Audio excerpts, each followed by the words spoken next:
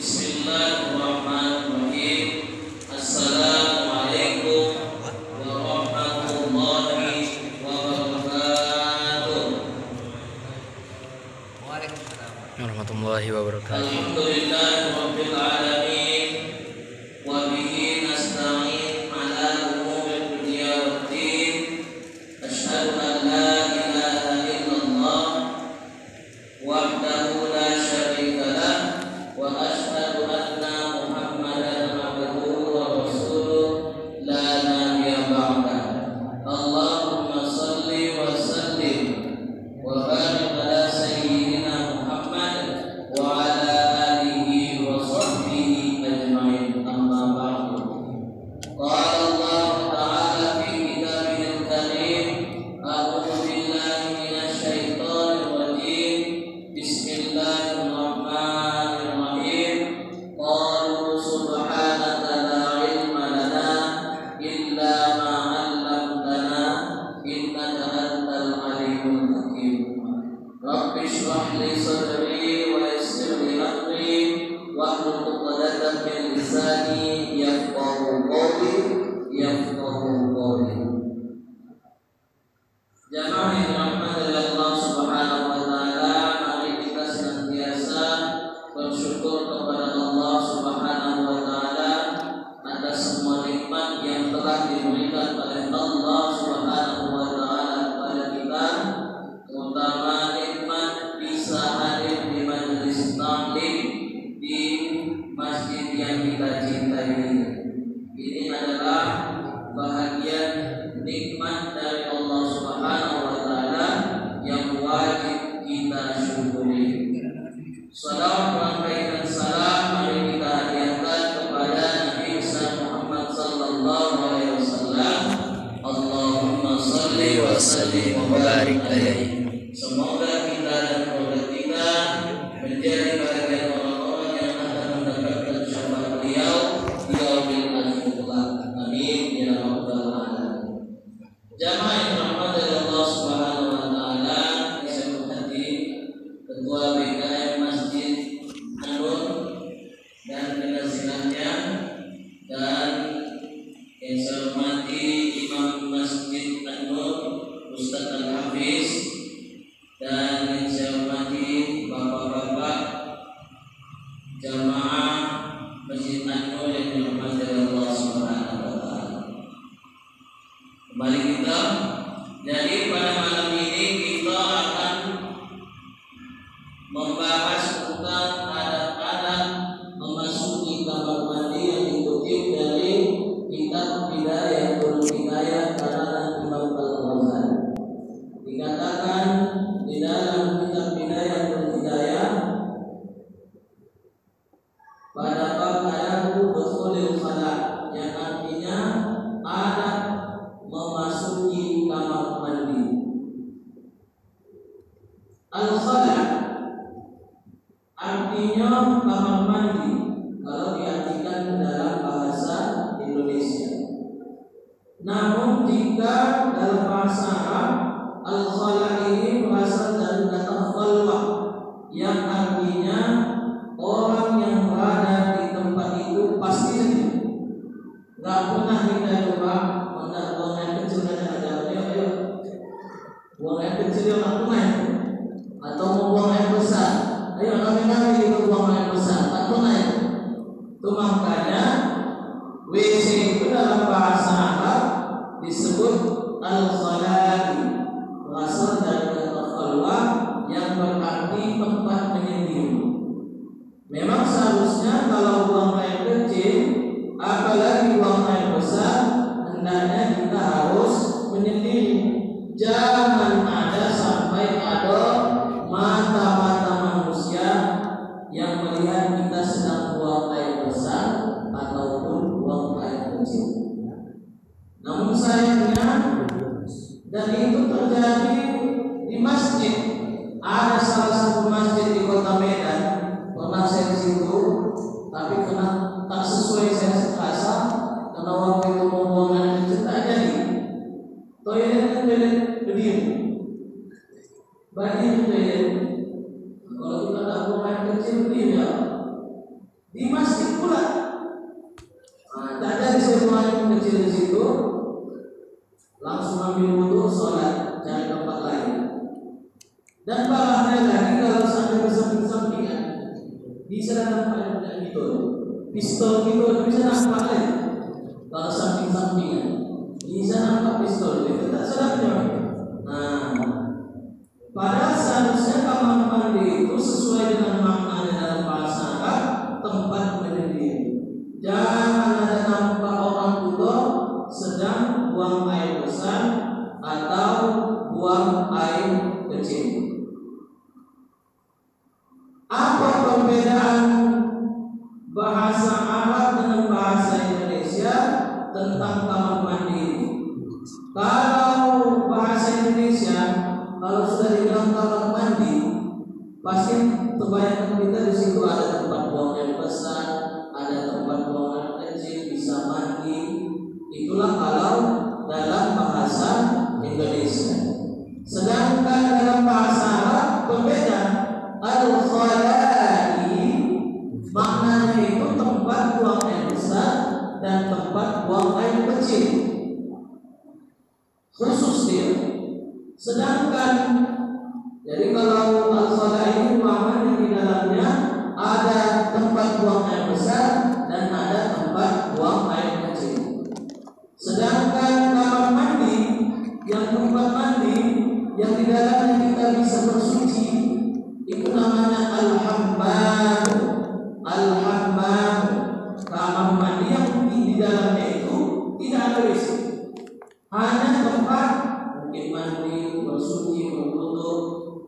Itulah al-hammam. Itu perbedaan bahasa Arab dengan bahasa Indonesia. Tapi kalau kita sama, ada kamar mandi, ada sana. Kalau kita bukan hendak mandi, hendak buang air kecil atau hendak buang air besar. Itulah perbedaan antara al-khala'i dengan al-hammam. Kemudian dikatakan di dalam kitab ini, fa'idha qasadta baital ma'i li qada'il hajat, yang artinya maka apabila kamu hendak masuk ke kamar mandi atau toilet untuk menunaikan hajat. Jadi di sini dikatakan juga al-khala'i, dikatakan juga baital ma'i. Baital ma'i sama dengan baital khala'i. Tempat kalau al-khala'i tadi tempat kita menyendiri karena ingin buang hajat. Baital ma'i ini tempat orang menyucikan diri dengan air.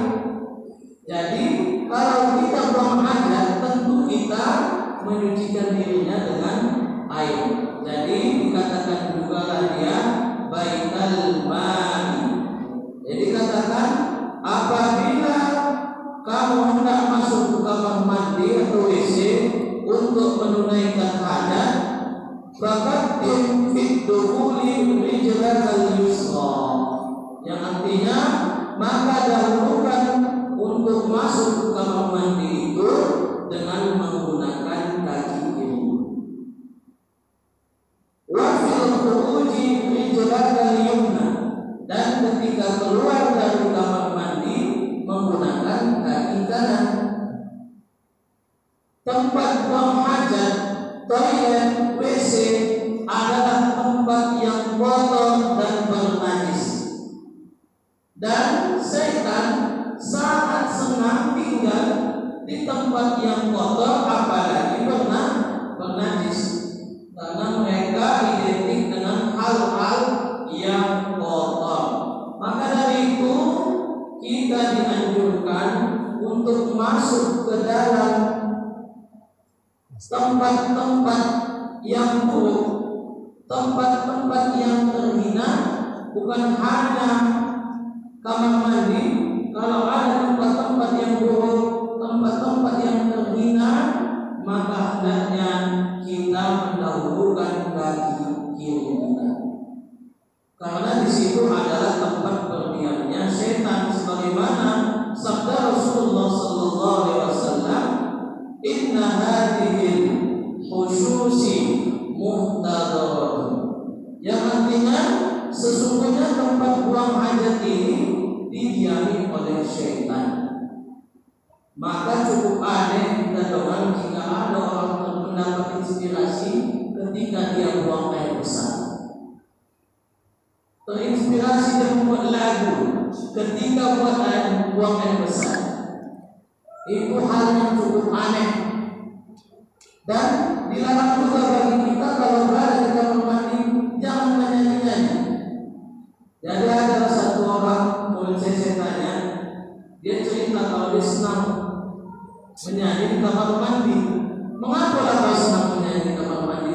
Cuma ada suara tena, cuma di kamar mandi yang ada suara. Tak sadar dia kalau di kamar mandi itu ada setan yang mendengar lagu-lagu ini.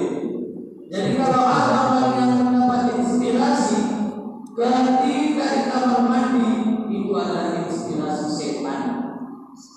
Cuma setan pula ada di dalam. Diciptakannya lagu di kamar mandi, lagu setan ya, dan lagu yang lain. Makanya toilet itu sebenarnya yang lebih baik itu yang jongkok, jangan duduk. Kenapa? Kalau sudah duduk, makin botak kalau di kamar mandi. Beda kalau jongkok. Kalau jongkok ini setahun lama pula di jongkok. Tak lama banget saya masih tak jongkok. Orang itu tidak sorry. Tapi kalau duduk, apalagi nama handphone, cocok. Facebook ada di situ. Sedang YouTube ada di situ. Facebook ada lagi. Nah itu dia. Kalau kita masuk ke kamar mandi, hendaknya kita menggunakan kaki kiri karena itu adalah tempat yang didiami oleh syaitan. Selanjutnya kalau kita keluar, hendaknya mendahulukan kaki kanan, bukan hanya keluar dari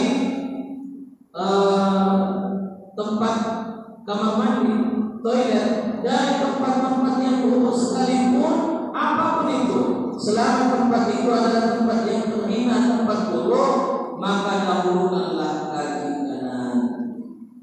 Mungkin sebagian kita yang bertanya-tanya, apalah agama? Kalau masuk kamar mandi, keluar kamar mandi, diatur kakinya, mana duluan kalau masuk, mana duluan kalau keluar. Kenapa sebegitu banyak sampai mengatur kaki dia hendak masuk dan keluar kamar mandi? Maka jawabnya ialah ini adalah hal yang dicontohkan oleh Rasulullah Sallallahu Alaihi Wasallam, melayaskan apa yang telah dicontohkan oleh Rasulullah Sallallahu Alaihi Wasallam itu bisa menyebabkan kita murtad dari agama kita. Sama nanti kita bahas kalau istinja kemana boleh ini komisi ceramah boleh itu kita istinja boleh padahal istinja menggunakan batu itu adalah hal yang dicontohkan oleh Rasulullah Sallallahu Alaihi Wasallam. Maka ketika itu balas saya ingatkan, Bu, andai kan tidak kita kerjakan istinja dengan batu, tapi ini adalah sesuatu yang pernah dikerjakan oleh Rasulullah, maka itu menjadi sunnah bagi kita dan tidak boleh kita melayaskannya. Kalau kita tidak kerjakan tidak apa-apa, tapi jangan kita melayaskan apa yang dibuat oleh Rasulullah Sallallahu Alaihi Wasallam. Maka sesungguhnya orang-orang yang telah ketika masuk kamar mandi menggunakan kaki kiri, ketika keluar kamar mandi menggunakan kaki kanan, sesungguhnya dia telah mencontoh Rasulullah Sallallahu Alaihi Wasallam dan telah menghidupkan sunnah-sunnah Nabi Muhammad Sallallahu Alaihi Wasallam. Apa alasannya bagi orang-orang yang menghidupkan sunnah Nabi Muhammad Sallallahu Alaihi Wasallam? Dijelaskan di dalam hadis, "Ahya sunnati faqad ahyani wa man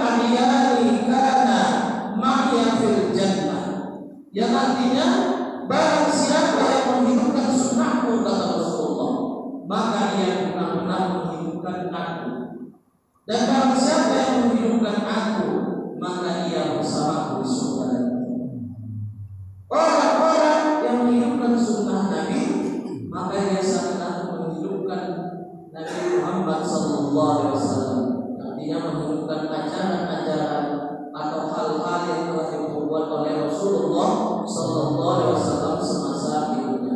Dan dia nanti akan bersama Rasulullah SAW di surga Allah Subhanahu wa Ta'ala. Kemudian dijelaskan lagi di dalam kitab ini, wala tastasbih syai'an 'alaihi ismullahi ta'ala wa rasul. Dan janganlah kamu membawa akan sesuatu apapun yang ada sesuatu itu terdapat nama Allah dan Rasulnya. Kalau kita mau masuk ke kamar mandi, hendaknya kita tidak membawa simbol-simbol agama atau membawa kalimat-kalimat yang bertuliskan kalimat Allah dan Rasulnya. Jangan kita bawa ke kamar mandi, karena kamar mandi adalah tempat yang terhina. Sedangkan yang kita bawa itu adalah simbol-simbol yang mulia. Apa contohnya begini? Ini terompahnya, gambar terompahnya atau sandalnya Nabi Muhammad SAW. Ini adalah sesuatu yang mulia. Maka ketika ada simbol seperti ini, hendaknya janganlah kita bawa ke dalam kamar mandi. Ingat, kamar mandi yang kita maksud di sini adalah tempat buang air kecil dan tempat buang air besar. Sedangkan kalau kita mengambil air wudhu yang di dalamnya tidak ada tempat buang air kecil dan tempat buang air besar, tak salah. Nah, yang tak boleh itu kalau tempat buang air kecil dan tempat buang air besar. Apalagi contohnya peci, ada saya tengok peci tulisannya La ilaha illallah Muhammadur Rasulullah. Itu apa lagi itu? Tak boleh. Cincin yang ada kalimat Allah atau kalimat Rasulullah, maka tidak boleh dibawa ke dalam toilet atau ke dalam WC. Jadi macam mana kalau ditinggalkan di luar? Hilanglah. Lain dia bilang, macam mana caranya nak dimasukkan ke dalam ini? Maka caranya bawa simpan. Jangan dinampak-nampakkan, jangan dikeluarkan di dalam WC. Untuk orang saja. Lalu muncul pertanyaan lagi, macam mana kalau handphone? Handphone itu ada aplikasi Al-Qurannya. Bolehkah dibawa ke kamar mandi atau ke toilet? Boleh saja dibuka pula aplikasi Al-Quran digital. Nah, itu tak boleh. Bawa simpan sama statusnya, sama simbol-simbol tadi. Bawa simpan. Kalau di luar ini tak sawat tarik, apalagi toilet umum. Nah, sawat tarik itu. Muncul lagi pertanyaan, macam mana kalau ringtone-nya ayat kursi? Lagi buang hajat dia, Allahu la ilaha illallah. Ada aplikasi Al-Quran digital itu setiap masuk waktu sholat azan pas pula lah kita lagi di kamar mandi, Allahu Akbar, Allahu Akbar, habis putus. Macam mana? Matikan semua. Kalau bisa yang disayankan, kalau silakan matikan. Jangan sempat ada ringtone Islami yang berbunyi di dalam kamar mandi, apalagi kita lagi buang hajat. Jamaah dirahmati Allah Subhanahu wa Ta'ala. Itu dia mengenai membawa kalimat-kalimat yang mulia di dalam kamar mandi. Selanjutnya, wala tadkhul hasil ra'si wala hafiyal qadamain, yang artinya, dan janganlah kamu masuk ke kamar mandi dengan kepala terbuka, dan jangan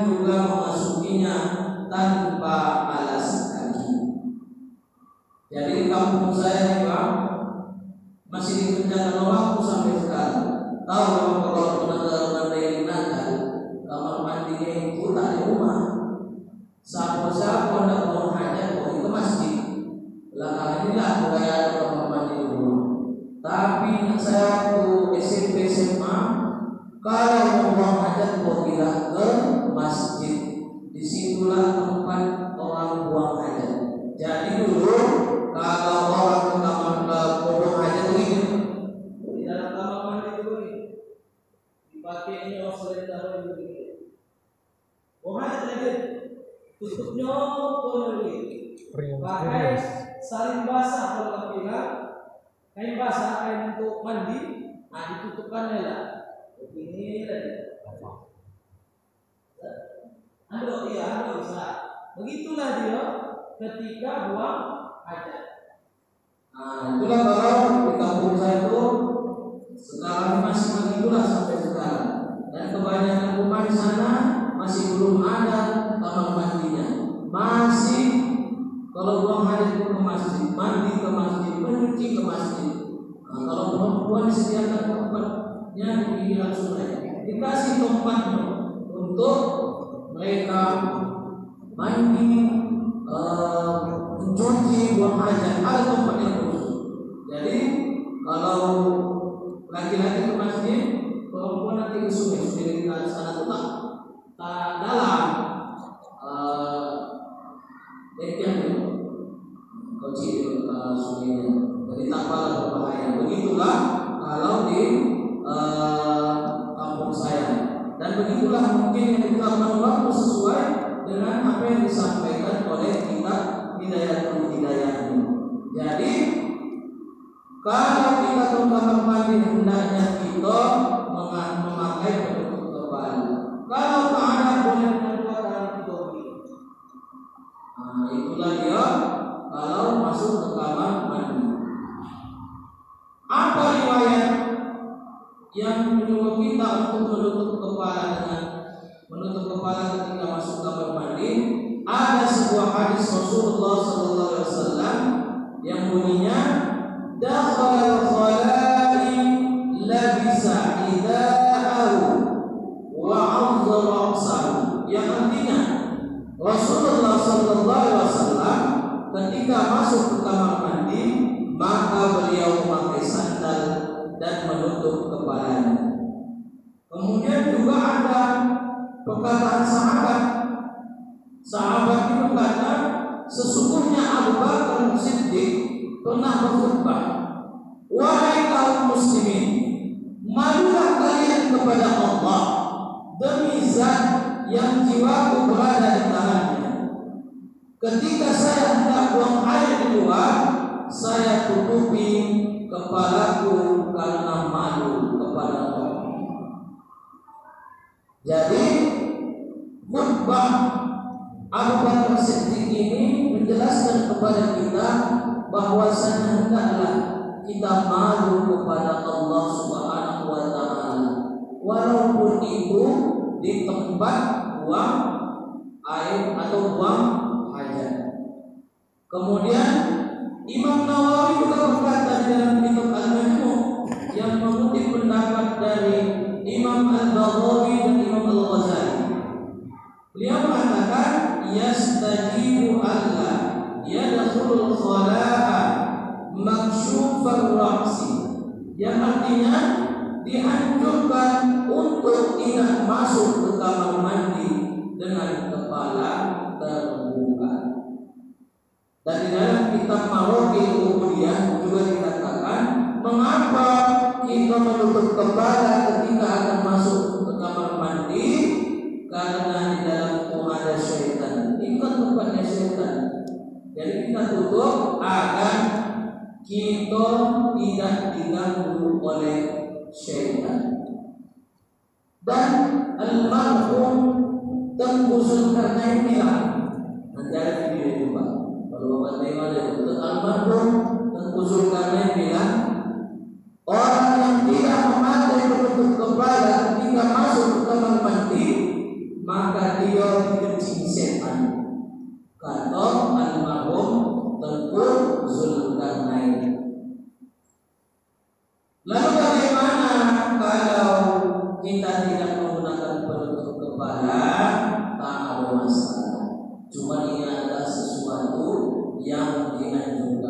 hukumnya tidak sampai wajib.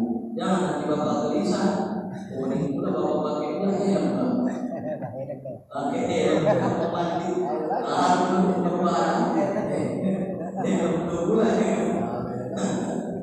Nah cuman dianjurkan kita memakai penutup kepala ketika memasuki kamar mandi.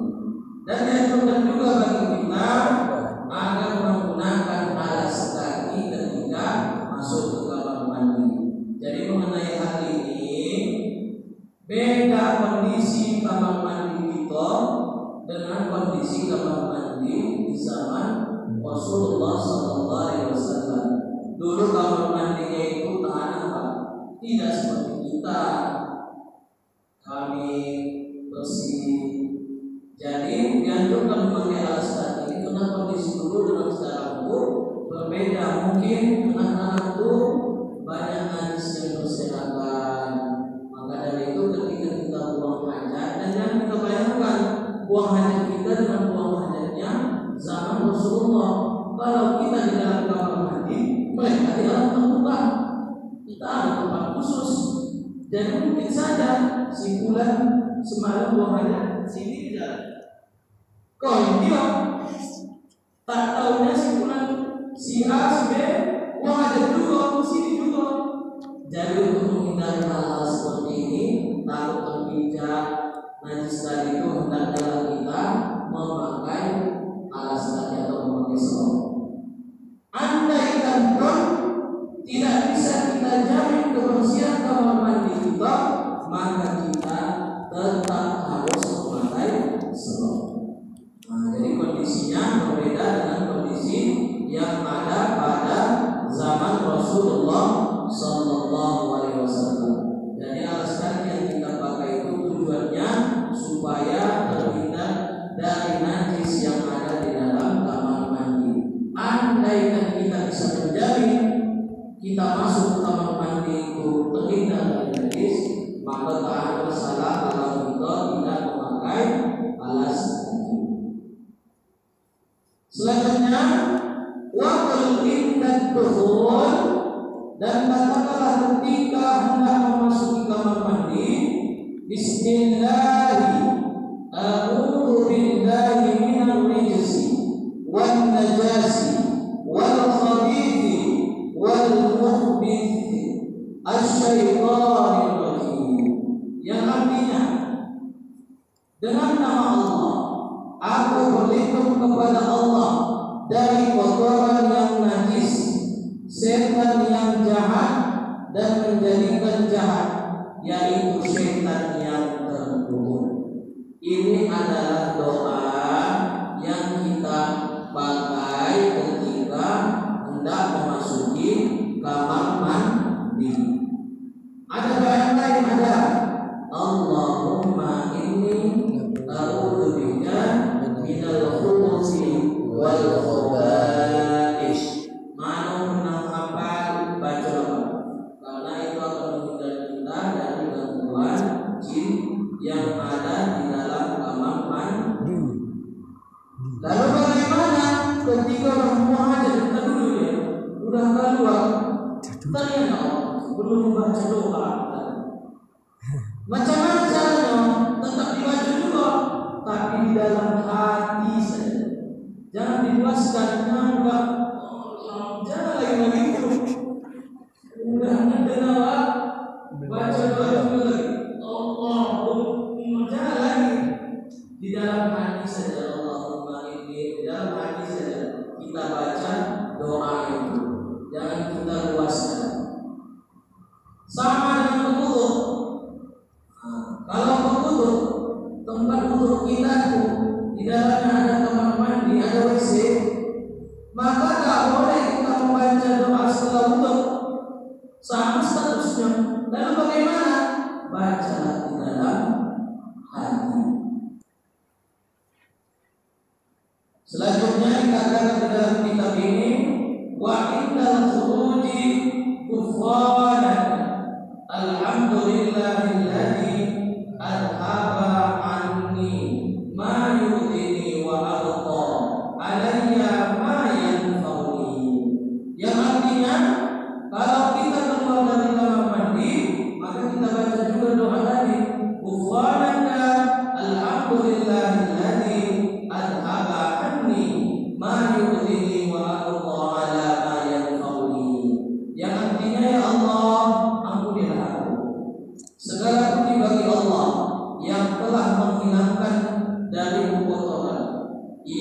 mengganggu dan menyisakan padaku kekuatan yang bermanfaat bagiku. Sesungguhnya kalau kita buang hajat, yang keluar itu adalah sesuatu yang tidak bermanfaat bagi tubuh kita.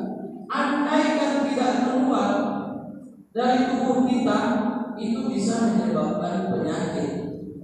Maka dari itu kita bersyukur kepada Allah dengan mengucapkan alhamdulillah, karena yang keluar itu adalah penyakit, sesuatu yang tidak bermanfaat bagi kita. Adapun yang tidak keluar, itulah yang sesungguhnya bermanfaat bagi tubuh kita. Bersyukur kita ketika yang tak bermanfaat itu keluar, bersyukur kita kepada Allah ketika yang bermanfaat itu tetap berada di dalam tubuh kita. Inilah mengapa doa ini harus kita baca. Dan orang-orang yang menahan buang air biasanya itu menjadi sumber penyakit bagi dirinya. Bukan hanya pendapat para ulama, akan tetapi juga pendapat dari ilmu kedokteran. Kalau menahan buang air kecil, ujung-ujungnya nanti bisa penyakit prostat, payah buang air kecil. Itu kalau menahan buang air kecil. Kalau menahan buang air besar, itulah yang angin itu kalau tidak keluar, duduk sendiri, kalau tidak suka dia. Itulah kalau sering menahan buang air besar. Jamaah dirahmati Allah Subhanahu wa taala, ada sebuah cerita yang disampaikan oleh Habib Muhammad Al-Habsyi, pengasuh Majelis Ta'lim Al-Wadha. Jadi ada seorang raja yang baik, entah mengapa diuji Allah dia dengan penyakit, tidak bisa buang air besar dan tidak bisa buang air kecil. Jadi dia adalah dua pengumuman.